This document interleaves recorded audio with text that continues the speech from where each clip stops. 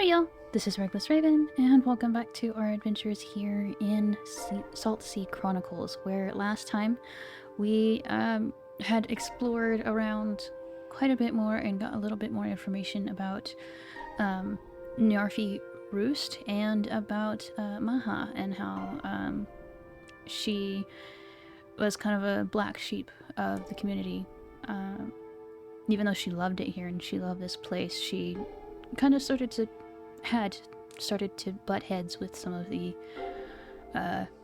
other people in the community, and just all around black sheep, that kind of thing. We got to see some of the activities that they do, and we got the sling for baby aid for 𝓨𝓵𝓼𝓮𝓪, so that she can finally be able to wander around and actually go and do things, which would be absolutely amazing. And we're here, and we are supposed to come and speak with Erren about things, and it looks like this is going to progress things further. However, I want to go and make sure that I click on everything in here first, and he's going to be the last thing, because that right there tells me that we're going to progress afterwards. It just means the day is going on after we speak with him, so we're gonna do that last. At least if 𝓨𝓵𝓼𝓮𝓪 taught me anything, and this is by the same people that were supposed to have made that one, so let's just, you know, things. Anyway, so let's go ahead and see the aroma. You can hear the scent of Yar fills the nostrils. Of course it does. I don't think you have an option to. Picture of 𝓨𝓸𝓾𝓻𝓸𝓷𝓲𝓬𝓵𝓮𝓼. 4 good fishers. Merle studies the large picture that looks down on the hall. He hasn't paid it any attention before, but now. That's Hull. That's 𝓨𝓾𝓻𝓸𝓵. It is, yes. Merle's mustache twitches. I don't understand. He stands with the 4 proud sailors, arm in arm in front of their freshly painted boat. Kind? Ah, not my tale to tell, kitten. Folk don't like to speak about tragedy. Ooh, apologetic. Merle takes a calming breath. I do understand the need for cultural sensitivity. Nevertheless, I was brought here to analyze precisely this kind of material. But Merle, it's not source material. It's a storm. It's a ship returned empty. It's 4 lost lives. 4 friends, parents, siblings. On. I see. The 4 smiling sailors look on. That doesn't look like a good thing, I guess. Mess up the feathers. Fisher. Good riddance to her. Unnatural, it is unnatural. Best left alone. Excuse me? Oh, okay. Heartstone memories. An old fisher tends to the feathers, smoothing each one. They mumble through their beard. Merle and Stu watch from a respectful distance. Rusted shame. If Jimmy were here now, oh, he'd be heartsore. Stu seems to get along with other people better. Let's do Stu. Lovely feathers there. Fisher scowls at Stu. These are feathers of mourning, of memory, of grief. Sorry, kitten. Didn't mean to upset you. Stu retreats, but the fisher shouts after her. Back to your cursed ship. May the winds take it. Reckon we should leave this one be. Merle nods firmly. Imagine how that could have gone if Merle had said anything. Let's see the desk. Desk holds a number of sketches titled Possible Designs by a new 𝓨𝓵𝓼𝓮𝓪. Someone is not happy with their outfit. Okay. Alright, Erren. And mess up your things. Ha. Ha. Some feathers. Because you're mean. Anyway. Erren. The shadows grow longer. If you select a time interaction, the time of day will change and some conversations will no longer be available. Are you ready to proceed? Not now. There's more to be done here. Oh, okay. I guess let's go outside and double check we got everything for sure. So that's where our next thing is. That's actually really nice that they let you go back and see, hey, did I do everything that I needed to do here right now? Did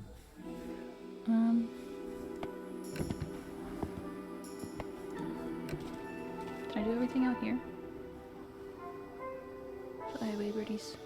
I guess I did. We took back the thing. Okay, let's go back outside.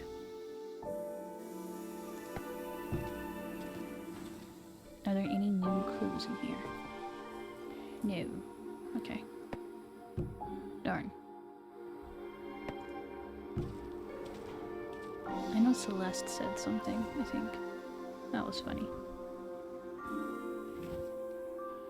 Okay. We're just gonna double check everything real quick. We double checked in there. We've done everything in there.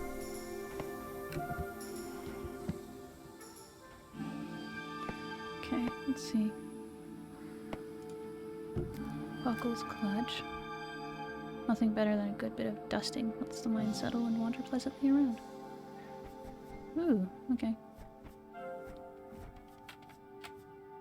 Dusting, dusting, dusting. What do we have? We got something new. This. What is this? Feathered totems. Okay. I wish we could click on things and find out more about them.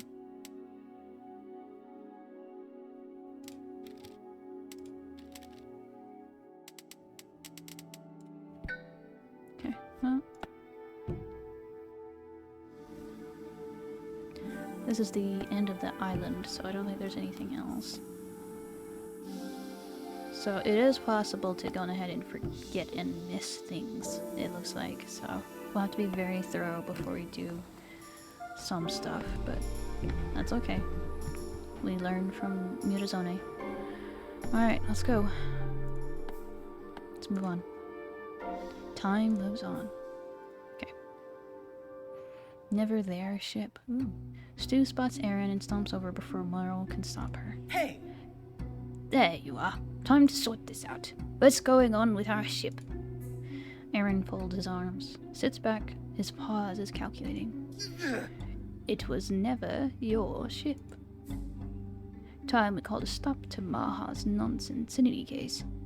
She's dangerous, always has been. We never should have accepted her back. You do know Maha's missing? So she's gone. Where to? I don't care. We're safer without her. Let's be calm. Usually if you're calm in the face of anger, sometimes that helps. I'm sure we can have a rational discussion about this. Stu huffs, furious. He can't take our ship away. I don't know where I gained this new accent, I'm sorry. Let's stay calm and think logically. Erren, I'm sure there's a way you could... No. Merle tries again. One of your own citizens has vanished. We have reason to believe. I said no.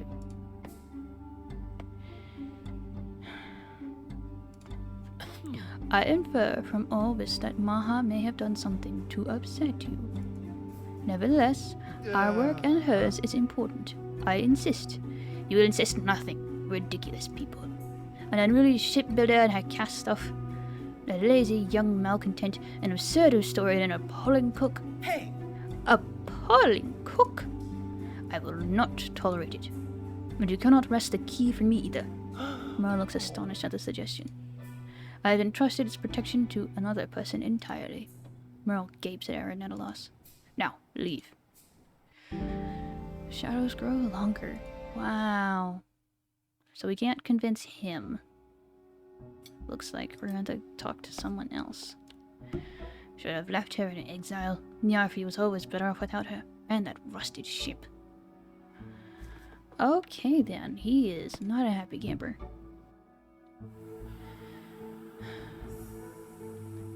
What now? Yeah, that's true.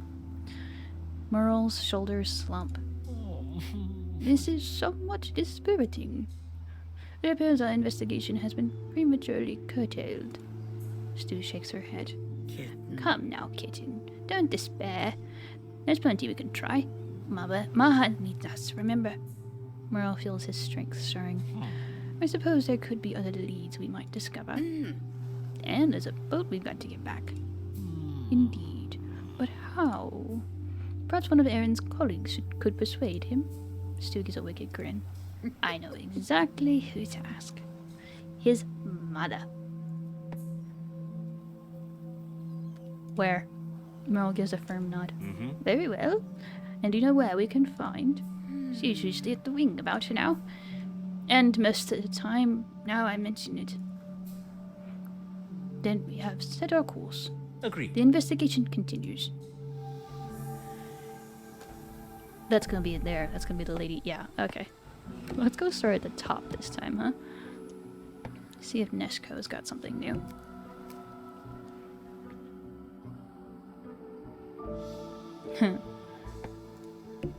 Neshko is listening intently to the radio. His large, muscular figure looks cramped in the small hut. Yeah, I can see that.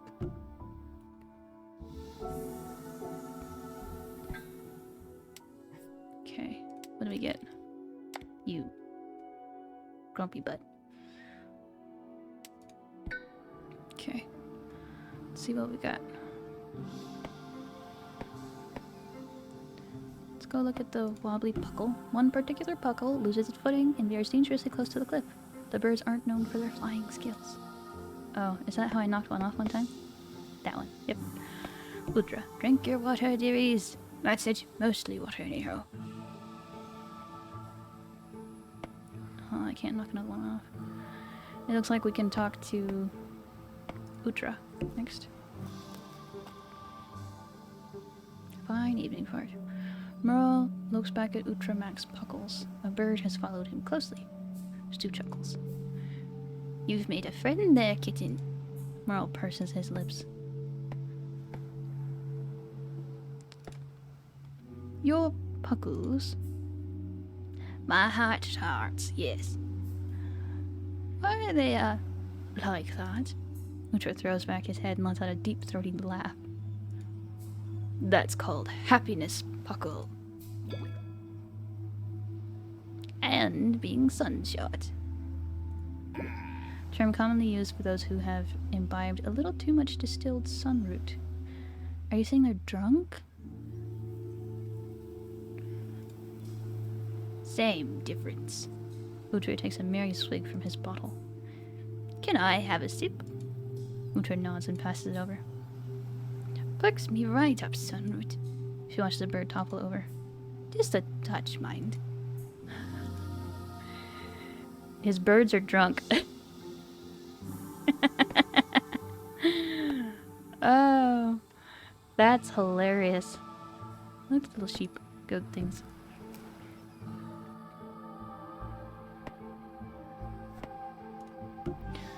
Buns cleaning really just offers each patch of dust a change of scenery. So he's not dusting, he's just sifting the dust around. Okay, got it. Medical Almanac. A fantastic read. Stu spies a large and well-bound book at the back of the shelf. People of Andre's Nautical Almanac. An old copy too. A real treasure. A wise and handsome traveler of these fair isles. At least that's what it says in the almanac. Dawn strides over proudly. A grand tale to Moonsburg. Best guide to the stars and winds a sailor could hope for. This is a fine copy.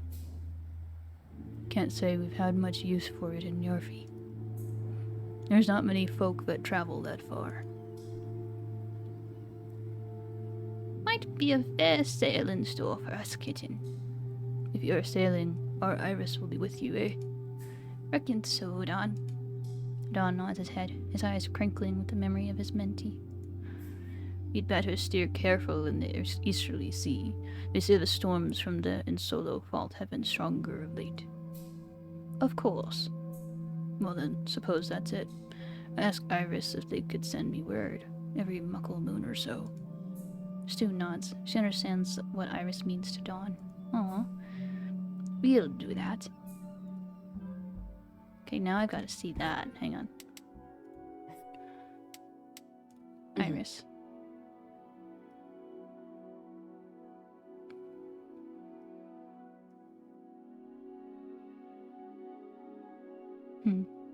So they had a strong connection with Dawn.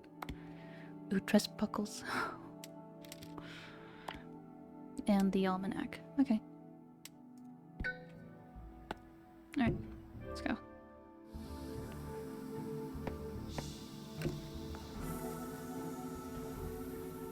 I think we're gonna go back to this side. What? Oh, Celeste has stopped us. Okay. Ho there! Celeste leans to one side, enjoying the steaming cup of 𝓨𝓵𝓾𝓻 soup. Merle wrinkles his nose but smiles when Celeste catches his eye. Good 𝓨𝓵, Merle and stew. Merle thrills a little at Celeste's attention. You seem most at peace. Beautiful, in fact. Blooming. Merle blushes. Aww. Dream sailing often leaves me in a state of contentment. It's a method for navigating echoes of past, present, and future in the dreaming realm. Okay, I think we've seen that before. Let's ask about her dream sailing. As a keen scholar of the esoteric, I would be delighted to hear more of your particular practice. I am delighted you take an interest. Celeste smiles expansively.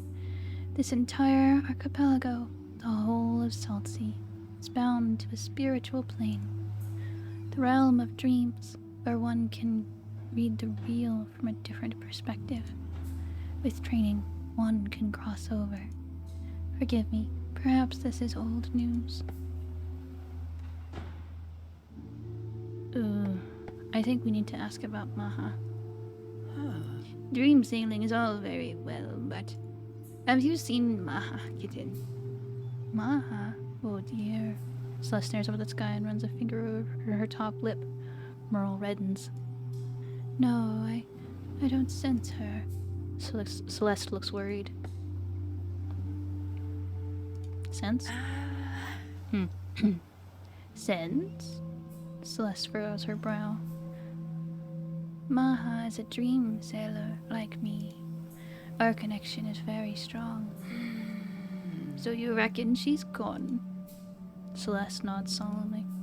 I hope you find her, truly. Celeste smiles sadly. Aw, I wish we could have asked more on what she was saying. The marsh could be a nice place, really, if it weren't for the unique aroma. Okay. The way through the marsh is treacherous with sucking pools and mounds of guano. Okay. Noted. Stay at the edge of the marsh, don't get too close. Guard. The guard rubs her hands to stay warm, but doesn't acknowledge anything beyond the wind. 𝓨𝓸𝓾𝓻𝓸. Drawn together, Merle and Stu gaze mournfully at their impounded ship. So close to completion. Such a peculiar moment for Maha to, we don't know.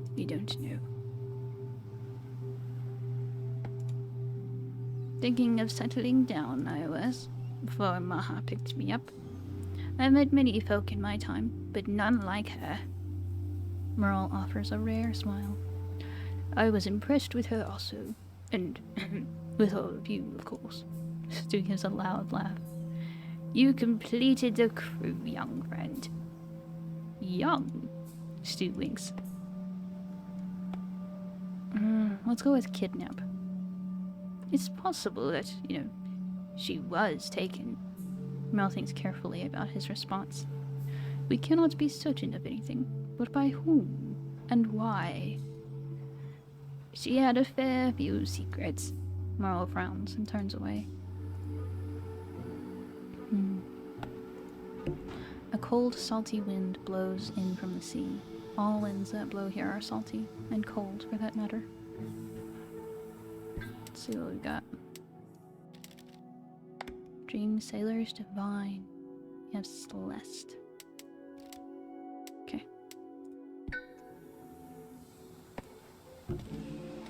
We've already been by Celeste, so let's go inside of her house.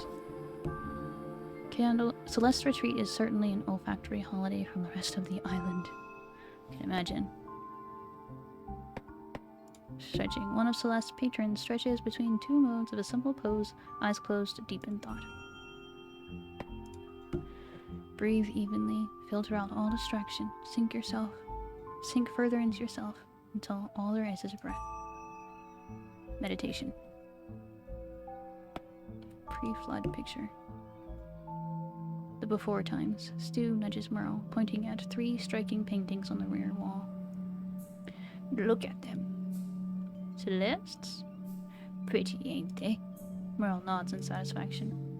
Fine art is not my discipline, but by any means. But even a novice could admire the fine accomplishment of this triptych.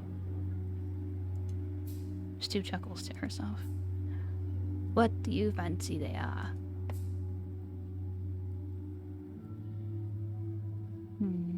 Looks like a ship. Said the flood, so. I get an impression of water, certainly. And a sense of threat. Perhaps they represent the flood. My grandmother used to tell terrible stories. Better to live in than now, I reckon. Merle nods. You know, it may be fanciful, but some believe the flood also gave us the ability to dream. Some of us, at least. So something special might have come of it. Makes you wonder. Much was lost, too. I do not mean to diminish that. They turn and study the painting in silence, each in their own thoughts.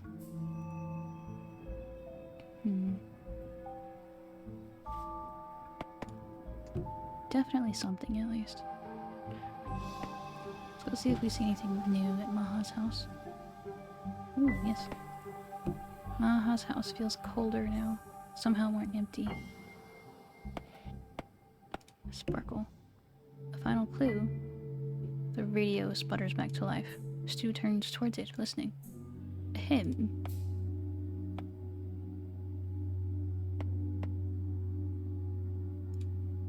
May I? Stu holds up a warning finger. Merle shrugs, but obliges. A minute later, Stu's face falls.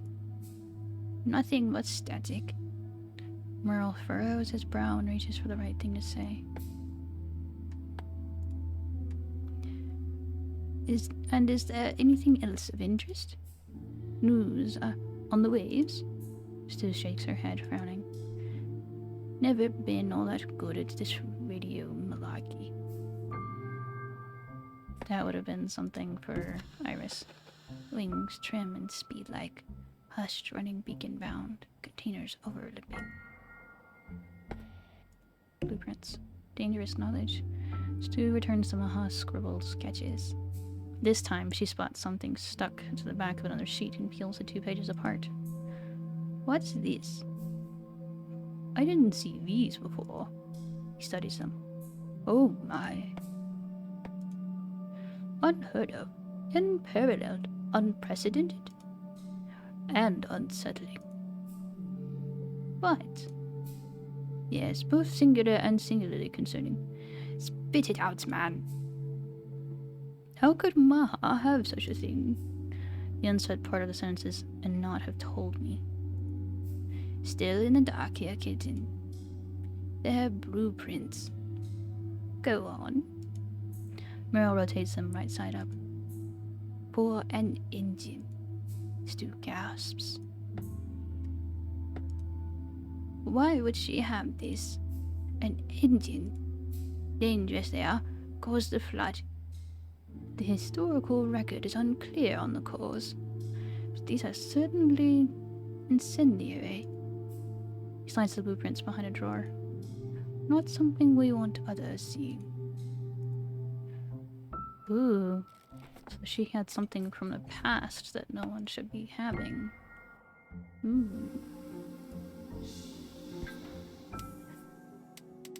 Or at least no one here should be having.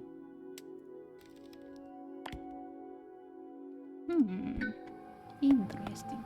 Let's go back to the hut.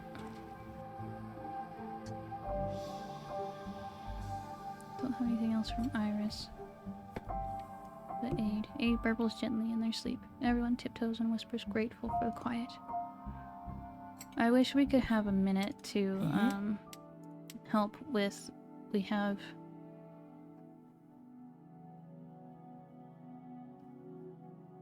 Mobe snapped at Merle. She was... There were things going on, but still.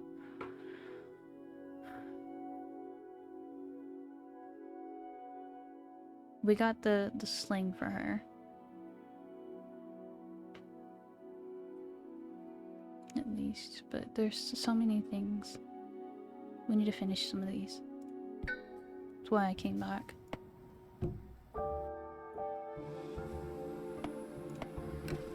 Alright, we have a decent bit of things left to do. I know the gathering hall was finished. Because we got to do that for... Ooh. We could talk to Erren again.